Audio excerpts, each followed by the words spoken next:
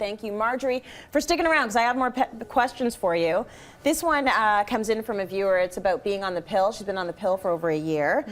She says recently she began bleeding between periods, sometimes light, sometimes heavy. Is it something to worry about, or is this minor? What do you think? It depends. So not every pill is for everyone. There are different types of pills. There are continuous pills. There are pills that have little different bits of medication every day. There are pills that have lower amounts of estrogen to progesterone. There are pills that are just progesterone only.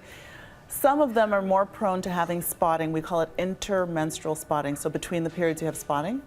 Sometimes changing the pill that you're on, or identifying that there's some other kind of organic thing going on. So sometimes people get a polyp that grows in their uterus that causes intermenstrual spotting. Sometimes it's from a friable cervix, so a cervix that is, like, you know, when you have a scab and you pick at it and it bleeds easily. Some people's cervix is the inner part pokes out and it bleeds easily, especially after sex. So it's important to talk to your doctor about when it's happening so the doctor can figure out what kind of spotting it is and then whether it's related to the pill and it's an easy fix like changing the pill that you're on, or if something else needs to be investigated, you need an ultrasound and something needs to be taken out. So definitely go back to your doctor. Go back to your doctor and thinking out. about it, and especially at different ages being on the pill, and bleeding is not always a good sign. So you should have it investigated. We get this question all the time. How can I tell if my child has a cold or allergies? What is the big distinction between the two? So it's interesting because I have a kid that's really allergic to stuff except foods, but there's a period of the year in the spring where